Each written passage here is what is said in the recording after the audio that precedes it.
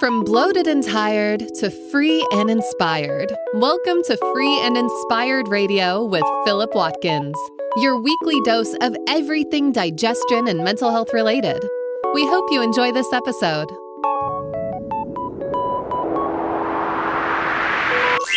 Here is your host, Philip Watkins.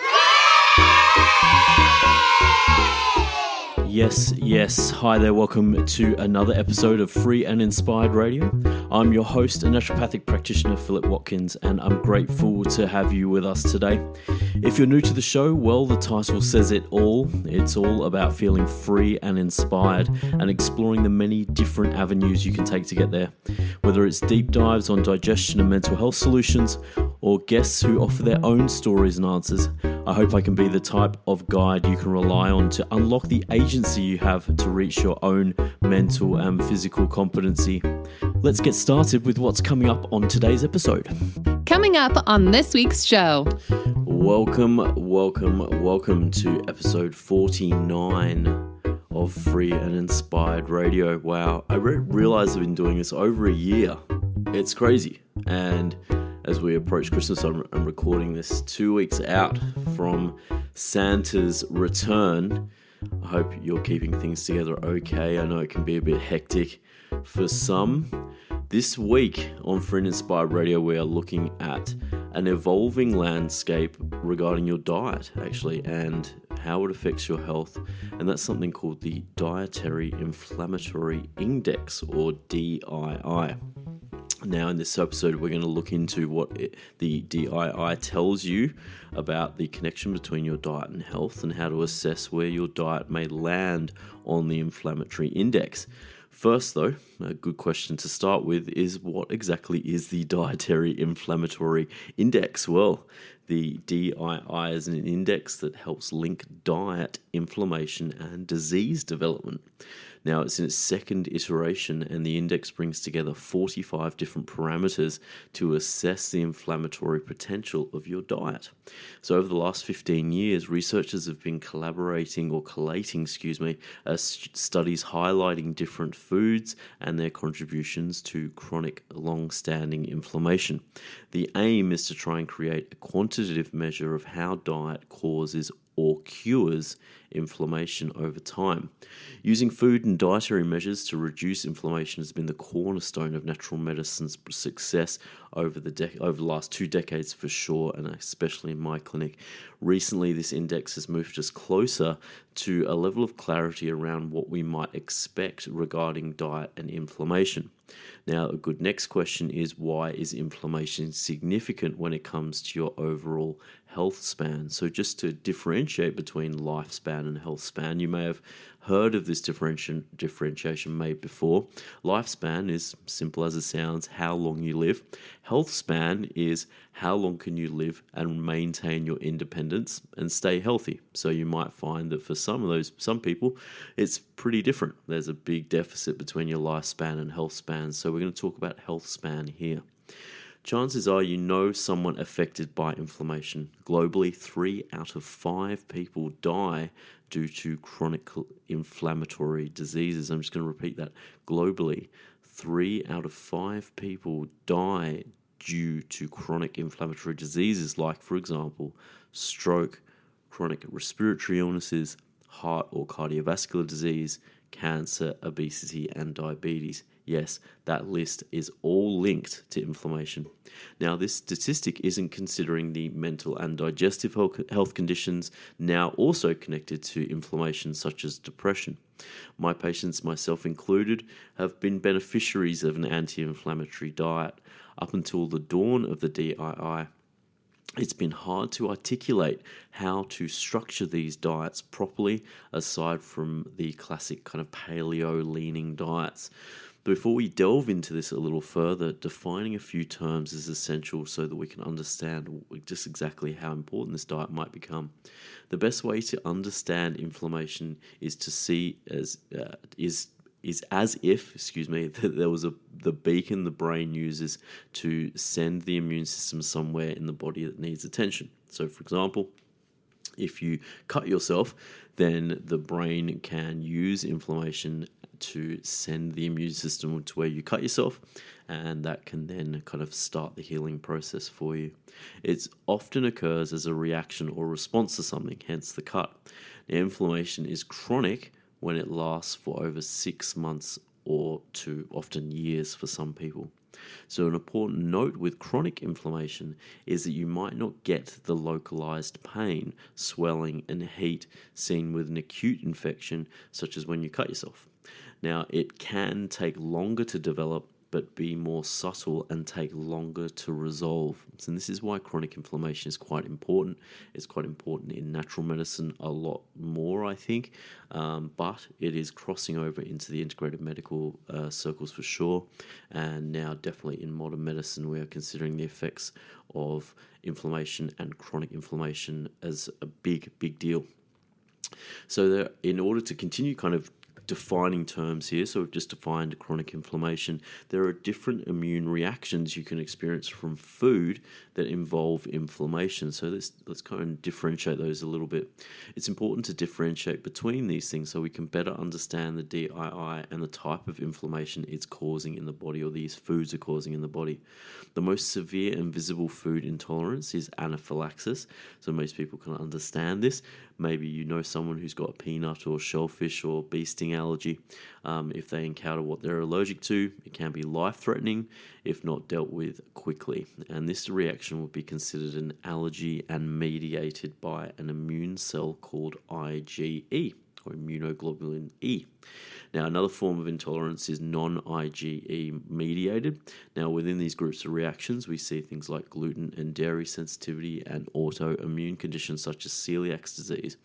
These sensitivities can come from digestive and absorption-based issues and various other elements. The critical thing to understand when it comes to the dietary inflammatory index is that the inflammation caused by the foods in the index can sometimes overlap with these sensitivities, or at least appear that way. To make it easier though, I want you to consider the foods in the dietary inflammatory index as being more pro-inflammatory in a subtle chronic way, the way we referred to it briefly before.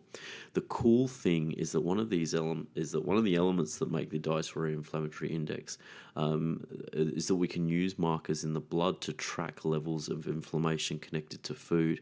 These markers in general are called interleukins.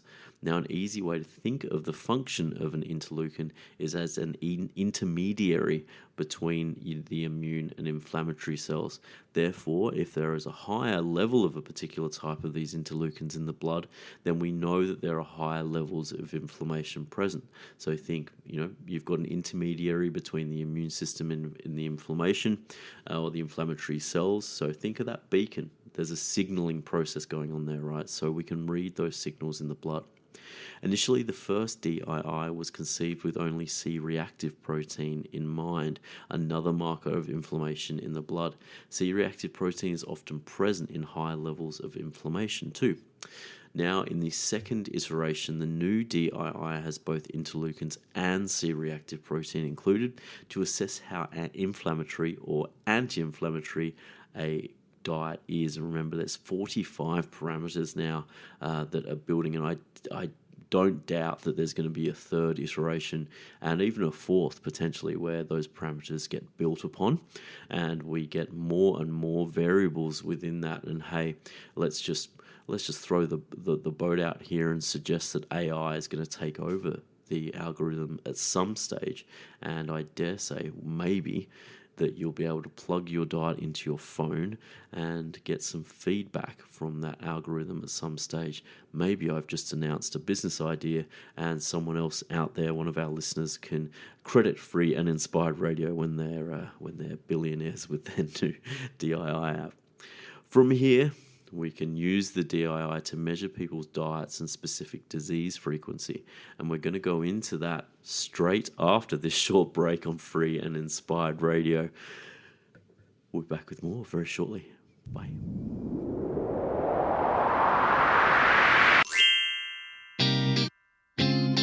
Whew, time to take a break. Are you enjoying this episode of Free and Inspired Radio? There's no better time to take back your personal health sovereignty. If you want to connect with more free and inspired episodes, simply subscribe to your favorite podcast platform or visit the website at www.philipwatkins.health for more information. Let's get back to the show.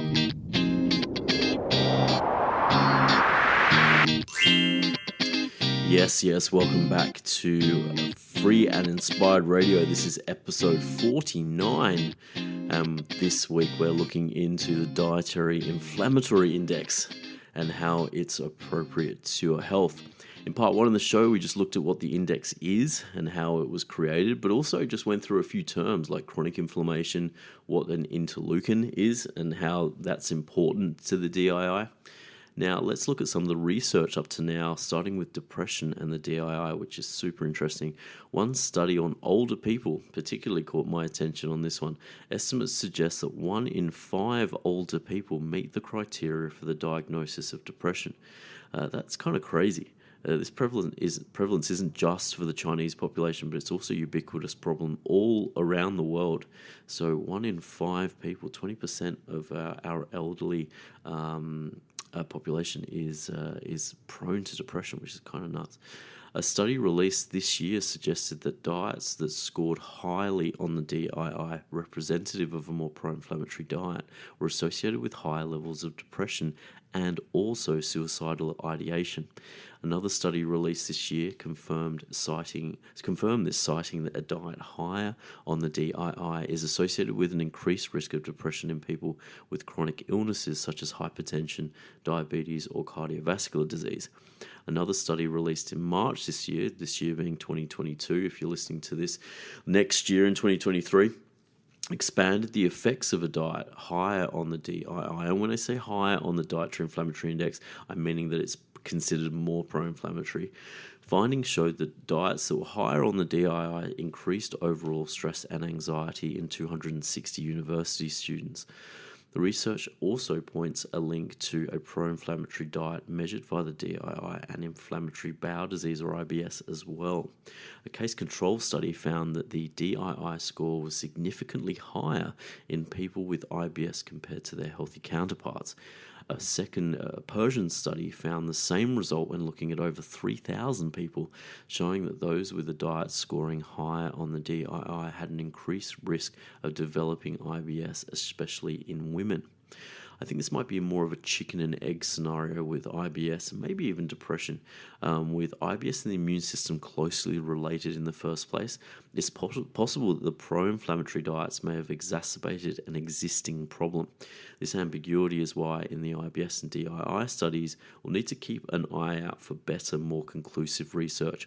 As in the depression studies, we're only dealing with maybe 200 to 300 people. And this Persian study that I found had 3,000.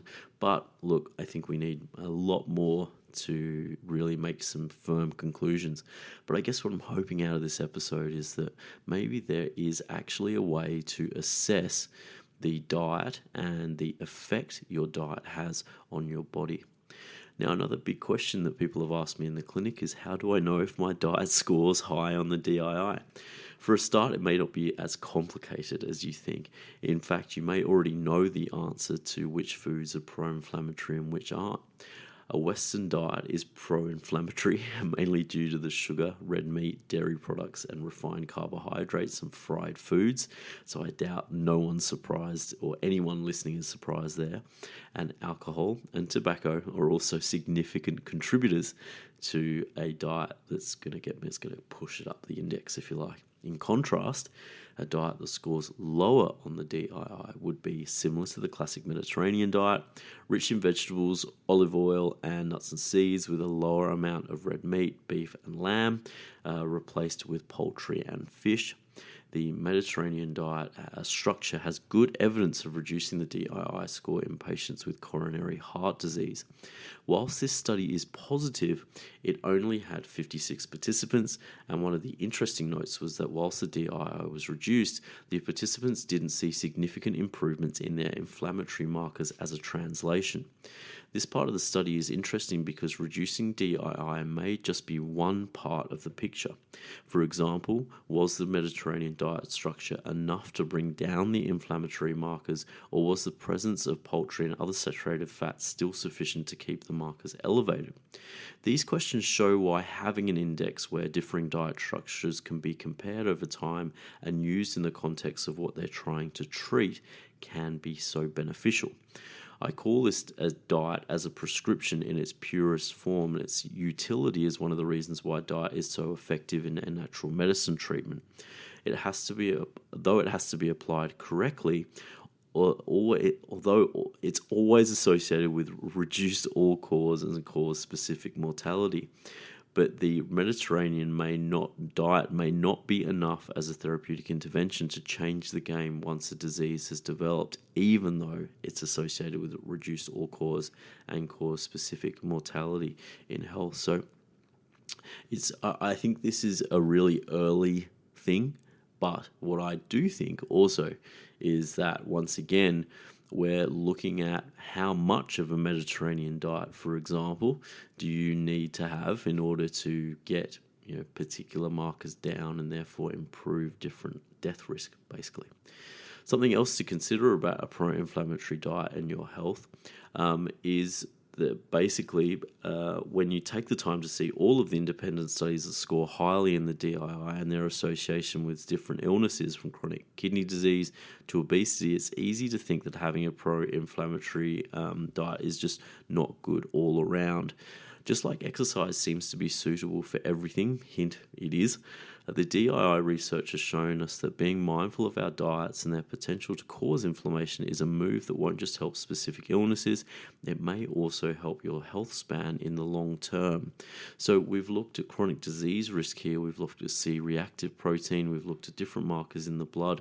There are so many different associative studies now with the DII and their different disease outcomes that we really does seem that we're going to potentially see new studies now that basically move towards correcting the DII and seeing whether or not that gives us a therapeutic outcome in all of these diseases. As I said, the one I saw on coronary heart disease didn't get there. So let's find out. This is what we're all about on Free and Inspired Radio, is kind of exploring some of these cutting edge things around diet, but also we've seen that maybe there's, if you're looking at your gut and your brain and IBS and depression, for example, this might be something to consider. Before we finish this episode of Free and Inspired Radio, if you'd love to hear more from me and get the word on new articles and podcast episodes, jump over to our website here on philipwatkins.health and join the community via the newsletter. If you sign up currently, we are giving you a free ebook, Psychobiotics, so how probiotics can affect your mental health. A lot of fun putting that together. So you can get that for free by signing up on the website there. Your reviews on Apple Podcasts and Spotify help me get the word on the street. And if you're listening to this on YouTube, throw the video a like and subscribe, especially if you've got this far, to see when each new podcast is uploaded. If you want to send, I want to send shouts as always to people who get this far on the show. It's always nice to have people listening to the full show. It's quite amazing, actually. This show is about helping you to find the freedom to feel inspired again. And I hope, once again, this episode gets you one step closer. Until next week, don't forget to take care of yourself and those around you. And we'll be back with more Free and Inspired Radio in our lead up to Christmas next week. Thanks for listening. We'll be back with more soon. Bye.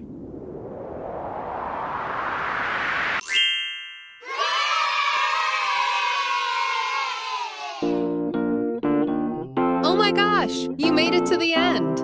This show is all about you, and we hope you finished this episode feeling one step closer to feeling free and inspired. We'll be back next week, but if you want to know more about Philip, please catch a digital flight to www.philipwatkins.health for further details about how we might be able to help. In the meantime, have a great morning, afternoon, or evening, and we'll see you for another episode next week.